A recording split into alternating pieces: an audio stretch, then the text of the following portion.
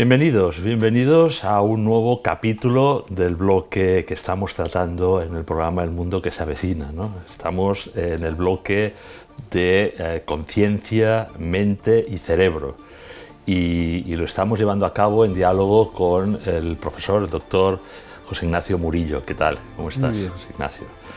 Él es catedrático de Filosofía en la Universidad de Navarra y director del grupo de investigación Mente-Cerebro, ¿verdad? Y precisamente por eso, en este segundo capítulo del bloque, que lo queremos titular, queremos un poco definir, ¿no?, lo que es cerebro, lo que es mente, lo que es conciencia, lo que es alma, ¿no? Pues nos gustaría empezar por lo más sencillo, aparentemente, ¿no? Que es intentar definir qué es el cerebro. Sí. Pues es una muy buena pregunta, ¿eh? Y no sé si habría alguien en condiciones de responderla. Yo por eso te he invitado a ti. Claro, puede parecer muy obvio, ¿no? O sea, que cuando uno ve un animal o cuando ve uno un ser humano, en cadáver de un ser humano, pues dice, pues esto es el cerebro. Entonces está bien claro dónde está el cerebro y dónde el cerebro es una parte del sistema nervioso central. Nosotros los seres humanos, como muchos otros animales, tenemos un sistema nervioso y ese sistema nervioso pues tiene una parte especialmente desarrollada y que además tiene unas funciones de integración, no solamente de la información que viene del sistema nervioso, sino también unas funciones de integración de las funciones vitales, ¿no? ¿Qué es lo que llamamos el sistema nervioso, dentro del sistema nervioso central, el cerebro? Y claro, lo que pasa es que yo a veces provoco un poco a los biólogos y a los neurocientíficos diciendo que, en mi opinión, no está claro que el cerebro sea un órgano. ¿Ah, no? No es un órgano. Pues yo pensaba que sí. Pues claro, uno puede... Todos porque cuando decimos que sí. órgano viene del griego, que significa instrumento, ¿no? Dentro del cuerpo pues tenemos algunos tejidos que están especializados de una determinada manera. Pues uno puede pensar en el estómago como que, ¿no? Y podemos decir que el estómago es un órgano hasta cierto punto, el hígado es un órgano, el bazo... ¿Y el corazón? Y el corazón. Y el corazón es el ejemplo más claro. Dicen que hay competencia, después lo hablamos, esto sí, de la competencia entre las neuronas del corazón y las del cerebro. Pero bueno, pero cuando se habla de órganos y de funciones, sí, está claro que el corazón es un órgano porque tiene como función bombear la sangre. Pero uno se pregunta, ¿cuál es la función del cerebro? Y entonces resulta que no está tan claro. El cerebro tiene muchas funciones y además tampoco configura un órgano de una manera, ¿no?, sino que efectivamente lo que tenemos es un tejido nervioso que está organizado de una manera muy compleja, porque hay muchos, ¿no? Lo propio del cerebro es que haya neuronas, pero no solo hay neuronas, hay también otro tipo de tejido, hay otro tejido que es el que sirve para dar alimento y para soportar las neuronas, y eso, la glía, que algunas veces se ha dicho, bueno, es irrelevante para entender las funciones del cerebro, pero ahora se sabe que efectivamente influye mucho. Y entonces lo que nos encontramos en el cerebro son muchas cosas muy distintas, ¿no?, y con funciones muy variadas. Por lo tanto, no es un órgano, ¿eh? Y claro, ya preguntaba, ¿no? O sea, lo preguntaba, uno dice, ¿cuál es la función del corazón? Que quizás es reductiva, pero uno dice bombear sangre. ¿Cuál es la función del cerebro? Algunos han sostenido que tenemos cerebro, como otros animales, porque nos movemos. Los animales que tienden a cerebralizarse, a tener un cerebro, lo usan para moverse. Hay un ejemplo famoso dentro del mundo natural, que es un animal que se llama la ascidia. La ascidia es un animal marino, un animalito marino, que tiene una fase dentro de su desarrollo en la cual tiene un cerebro y se va moviendo por el mar hasta que encuentra el lugar donde va a pasar el resto de su vida. Entonces se instala y lo primero que hace es comerse su cerebro. Ya pierde la función. Claro, porque ya el cerebro no tiene función. Por eso algunos dicen, no, la función del cerebro es el movimiento. Hombre, podríamos decir que una función importante del cerebro es el movimiento, no la acción, ¿no? O sea, el que nosotros seamos capaces de actuar, de interactuar con el mundo, ¿no? Pero efectivamente el cerebro hace muchas cosas, ¿no? Integra también funciones básicas para la supervivencia y claro, en el caso del ser humano la acción es muy rica, ¿no? Entonces, bueno, pues ¿qué es lo más propio del cerebro? La acción entendida en el sentido de mantenimiento, esas acciones que miran al mantenimiento del ser vivo, o hay acciones superiores y nuestro cerebro está pensado para algo más, ¿no? ¿Y qué es ese algo más, José Luis? Bueno, Ignacio, perdona. Pues, ¿qué es ese algo ¿Qué más? es algo más? Claro, algunos, ya desde hace muchos años, a la vista del cerebro humano y comparándolo con otros animales, se decía que el cerebro humano está como desproporcionado. Nosotros tenemos un cerebro muy grande para nuestro tamaño corporal, ¿no? Es verdad que los elefantes tienen un cerebro más grande, pero la proporción entre su cerebro y su tamaño corporal es mucho menor que el nuestro. Nosotros tenemos muchísimo cerebro. Estamos además preparados de tal manera, nuestro bipedismo permite que tengamos una cabeza con una forma y vamos tal como entra la columna vertebral en nuestro cráneo, permite que tengamos un cerebro mucho más grande que otros primates. Eso también ha ido evolucionando, ¿no? Claro, el tamaño, ¿verdad? Exactamente. O sea que, bueno, y luego dentro del mismo ser humano da la impresión de que con el paso del tiempo, dentro del género Homo, Sí. O sea, de los homínidos, las distintas especies, se ha ido aumentando el cerebro, lo cual es muy llamativo. Y es muy llamativo porque el cerebro consume muchísima energía. Consume glucosa y consume mucho. Entonces, solamente para mantener vivo el cerebro hace falta consumir mucha energía. Y uno dice, este gasto, desde el punto de vista de la evolución, ¿qué sentido tiene? ¿Es eficiente? Exactamente, es eficiente. Entonces, ¿cómo ha sido eficiente? Bueno, ha sido eficiente porque resulta que, tal como somos los seres humanos, somos animales que tienen manos, que pueden trabajar, que tienen unas capacidades sociales, y ahora últimamente también se ha insistido en que el tamaño de nuestro cerebro también tiene que ver con nuestras relaciones sociales. La capacidad que tiene el ser humano de establecer relaciones sociales dentro de un grupo, muy complejas y muy variadas, y todo eso pues ha permitido también nuestra supervivencia, la capacidad de trabajar y de transformar el medio, la capacidad de organizar grupos claro, con un grupo organizado pues se pueden dividir el trabajo y bueno, pues todo esto parece que por lo menos ha hecho posible que aparezcan cerebros como los nuestros, ¿no? Y que son radicalmente distintos a cualquier animal que consideremos inteligente. Lo digo porque, como sabemos, hay movimientos animalistas que dicen, hombre, total, los seres vivos no hay una jerarquía, ¿no? Sí. Y también los delfines son muy inteligentes, claro, ¿no? Entonces ahí el punto que tú comentas es que no, que se ha disparado, ¿no? Sí, en el caso del ser humano hay un disparo, o sea que es único dentro singular. De hecho, se puede hablar de una singularidad.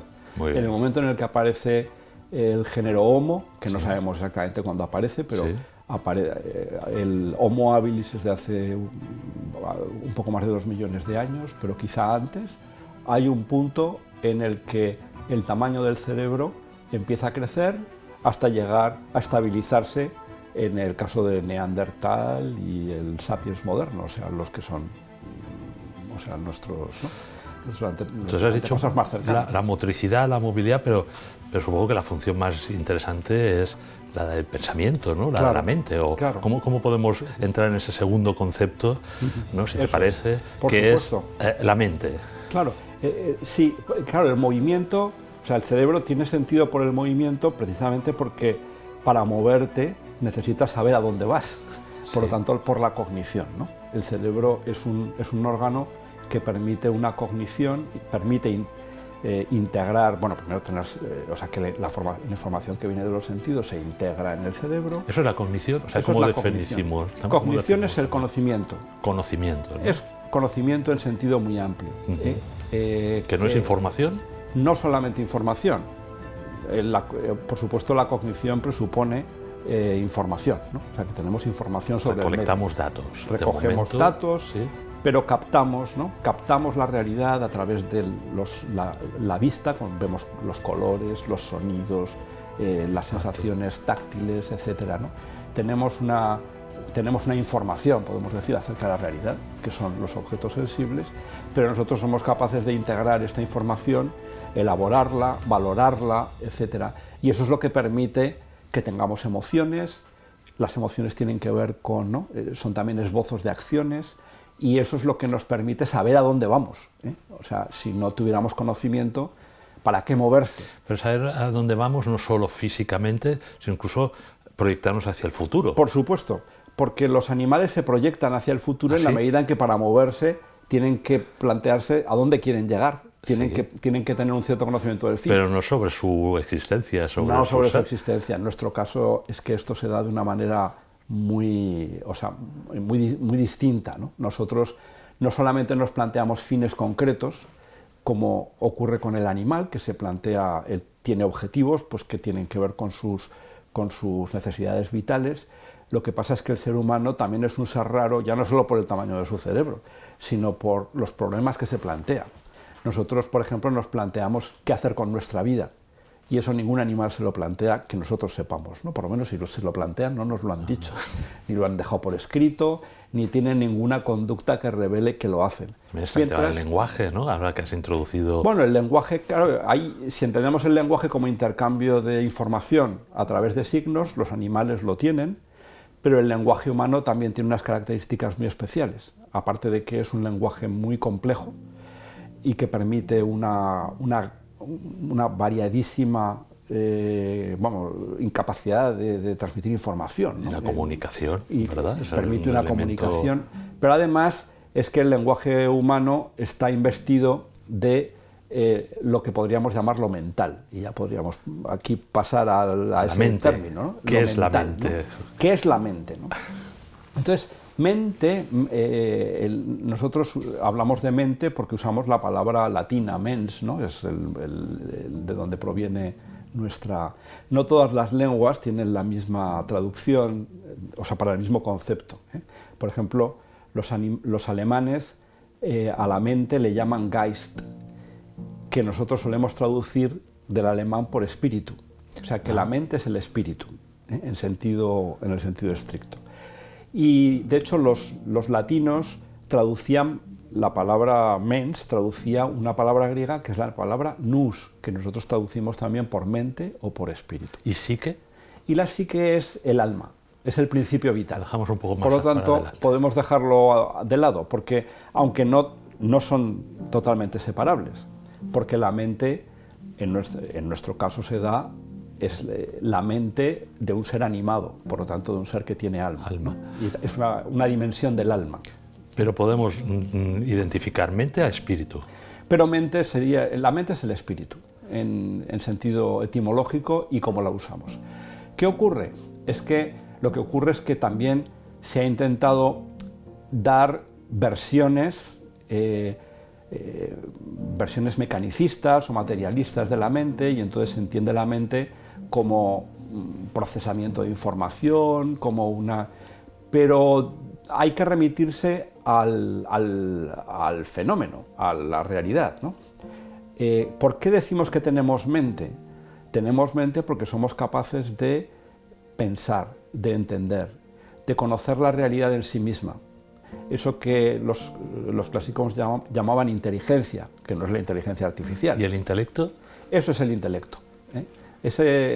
Inteligencia e intelecto son sinónimos en este sentido, en el sentido de la capacidad de conocer lo real tal como es en sí mismo. Eso que hace que nosotros nos preguntemos por qué es verdad y qué no es verdad, qué es apariencia.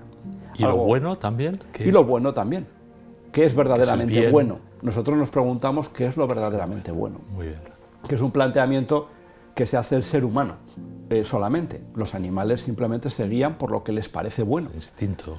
Eso es lo que llamamos el instinto, es decir, que ellos tienen unas respuestas bastante, en cierto modo, automáticas, aunque los animales superiores pueden aprender, pero que se disparan ante sus necesidades.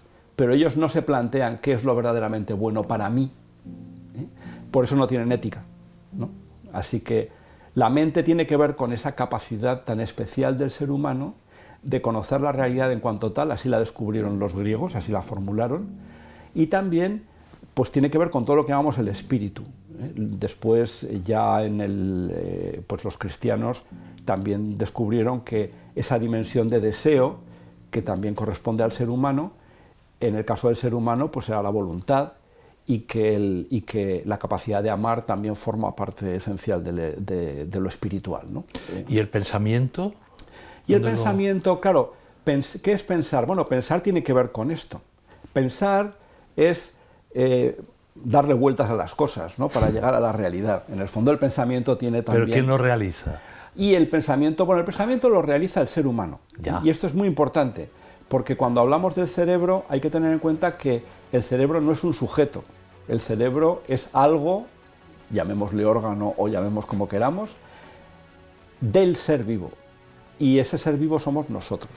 O sea que nosotros pensamos con el cerebro, pero no es nuestro cerebro el que piensa. Entonces esto es importante tenerlo en cuenta, ¿no? Y además ha sido desarrollado por algunos planteamientos. Por ejemplo, hay recientemente un amigo y con el que hemos trabajado en nuestro grupo, un filósofo y psiquiatra alemán que se llama Thomas Fuchs,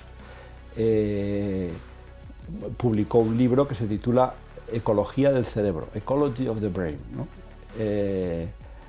Y que precisamente insiste en esto, la importancia de entender el cerebro en el contexto del ser vivo y de la persona, ¿no? O sea, el cerebro es algo de la persona.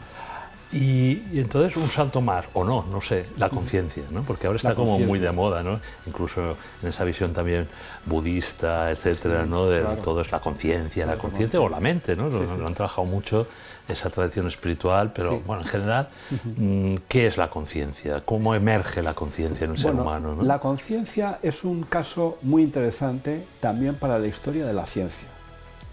Porque, por ejemplo, la psicología del siglo XX estuvo durante buena parte del siglo dominada por una corriente que se llama el conductismo, que decía que para hacer una psicología científica había que hacer una psicología de lo observable y lo público, es decir, aquello que todo el mundo podía observar, que era el comportamiento humano. Podíamos buscar las leyes del comportamiento humano, cuáles eran, porque de lo interno, de la experiencia interna, pues no cabe ciencia, ¿no? Entonces la conciencia quedó relegada como algo no científico, porque la conciencia es algo privado, ¿no? Sí, pero aparte los científicos siempre no sabemos lo que es. Bueno, no sabemos dónde está. Pero hubo un tiempo en el que ni siquiera se planteaba el problema en la ciencia. Ya. Lo que ocurre es que a finales del siglo XX la conciencia volvió a aparecer como tema científico, porque cuando se intentó entender el cerebro, la conciencia representaba como el gran desafío. Dice, vamos a ver, cada vez sabemos mejor de qué está hecho el cerebro, cuáles son las interacciones entre las neuronas, cuáles son las partes que se activan en determinadas, ¿no? Y algunas áreas que son críticas, etcétera, etcétera. Vamos cada vez cartografiando mejor el cerebro, pero siempre nos encontramos con un obstáculo. Y es cómo es posible, qué relación tiene lo que sabemos sobre el cerebro con el hecho de que nosotros seamos conscientes. Es como la variable misteriosa. Sí, es como exactamente, es como el enigma. El enigma. El enigma de la conciencia, ¿no? O el misterio también se le ha llamado de la conciencia. Porque hay un filósofo australiano, David Chalmers, que elaboró un experimento mental para que se viera el problema de la conciencia. Él dice que el problema duro de la conciencia es intentar entender qué es la conciencia en sí misma. No cuáles son las partes que están implicadas en que nosotros seamos conscientes, porque está claro que hace falta unas determinadas condiciones del cerebro para que nosotros estemos conscientes, o estemos despiertos, o estemos atentos, ¿no? Pero él decía, no, ese no es el problema de la conciencia, el problema duro de la conciencia es entender qué es la conciencia.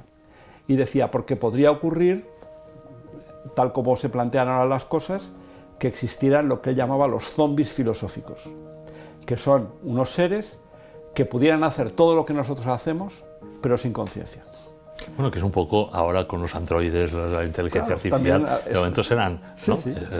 No tienen conciencia. Ellos no tienen conciencia. Pero la pregunta es... Pero hacen cosas semejantes a las que hacemos nosotros. Pero algunos preguntan, ¿emergerá algún día en esos androides, humanoides, y esa artificiales? Pregunta tiene que ver con esa misma pregunta de qué es la conciencia. Así que el problema de la conciencia ha aparecido también en la neurociencia, probablemente aparece primero en la neurociencia, pero ahora también es un problema que tiene que ver con las máquinas que nosotros desarrollamos, con la inteligencia artificial.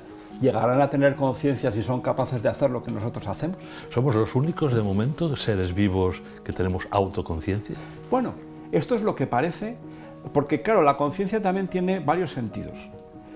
Cuando los científicos hablan de conciencia, hablan de ella muchas veces como si fuera simplemente un fenómeno, como podía ser, pues yo qué sé, la luminiscencia, ¿no? Una especie como de luminiscencia que se da en el cerebro y ese fenómeno parece muy simple. Dice, bueno, de repente nosotros somos conscientes. Hay también, recuerdo un filósofo alemán que era experto en idealismo, que decía, muchas veces los científicos cuando estudian el problema de la conciencia toman teorías de la conciencia muy simples, ¿no? Simplemente la conciencia como estar despierto, como...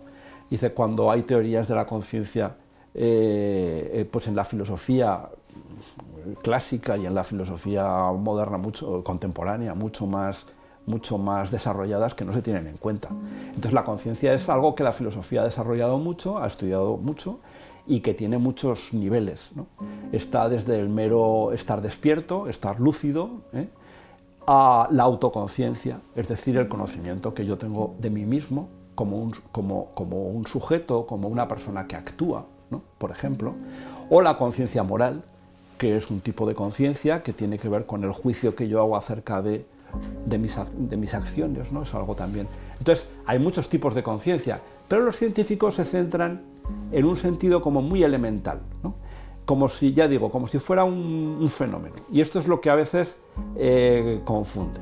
En mi opinión, la conciencia no se puede separar de la actividad mental, es decir, de la actividad de la persona, que actúa y que piensa, por supuesto con su cerebro, pero que no se agota en ser su cerebro. Bueno, nos queda corto el capítulo porque ahora quiero abordar otro término que es alma. Bien, pero bueno, no pasa nada, es decir, que ahondaremos en otros capítulos sobre estos conceptos y si quieres complementar, ¿no? Pero sí que quería en cerrarlo con el concepto de alma, ¿no? Aristóteles decía que es el principio vital humano, ¿verdad? Y que la racionalidad y la forma de interactuar pues es propia y distintiva de nuestra naturaleza humana, ¿no? Por lo tanto, después de comentar y de intentar definir lo que es mente y conciencia y espíritu, ¿qué es el alma entonces, no? ¿Qué es el alma? Sí, bueno, el alma, como bien has dicho, es el principio vital para Aristóteles. El alma es el principio vital. Es decir, todos los seres que están vivos, como él usaba en su teoría de la causalidad, él hablaba de la causa formal. La causa formal es lo que hace que una cosa sea lo que es, ¿no? Esa configuración que tiene hasta sus últimas concreciones, que hace a cada cosa ser lo que es. Bueno, pues decía, en el caso de los seres vivos, como para los seres vivos vivir es ser, no es algo que se añade a lo que son, ¿no? Yo suelo poner el ejemplo de las máquinas, ¿no? Una máquina encendida y una máquina apagada son la misma máquina, pero un animal vivo y un animal apagado no son lo mismo. Viene también lo de animado, ¿no? Por eso decimos animado, efectivamente. O sea, que tiene vida. Que tiene vida. Y eso que le hace estar vivo es lo que le llamamos alma. Pero los cristianos lo definimos distinto, esto del alma, los cristianos, ¿no? Claro, lo que pasa es que el mismo Aristóteles se da cuenta de que el alma humana tiene una característica especial y es que es un alma espiritual, en el sentido de que se da cuenta de que la mente, nosotros somos capaces de cosas que los animales no pueden hacer. ¿Y de la trascendencia? Claro, por eso Tomás de Aquino, cuando comenta a Aristóteles, que lo hace de una manera muy fina, ¿no? Muy respetuosa, y resuelve algunos problemas que están planteados en el corpus aristotélico y que no había resuelto los discípulos posteriores. Y él lo que dice es que nosotros somos un ser animado, por lo tanto tenemos un alma, un principio vital, Pero lo característico de nuestro principio vital es que es un alma espiritual, es decir, que puede subsistir al margen del cuerpo, y esto lo sabemos porque tiene capacidades que van más allá de lo que puede hacer la materia. Así como ver es algo que no necesita más que la materia, una materia organizada y viva para que se pueda ver. Hay muchos animales que tienen visión y tienen la facultad de ver. Sin embargo, lo que llamamos actividades propiamente mentales, en el sentido de el entender, el amar espiritual, eso no se puede entender solamente con la materia. Y por eso no es que sea algo añadido al alma, sino que es propio del alma humana, que es un alma espiritual. Doctor Murillo, nos hemos quedado ya a finalizar el capítulo y todavía pues queda pues muchas incógnitas, ¿no? en las definiciones, a pesar de que ha sido muy claro y te lo agradezco, pero yo creo que hay que darle un poco más de vueltas a todo esto y si te parece te invito a la próximo capítulo, pues la semana que viene, ¿no? ¿Sí? Si no os habéis cansado de mí, pues... No, al revés, estamos entusiasmados. Muchas gracias. Muy bien.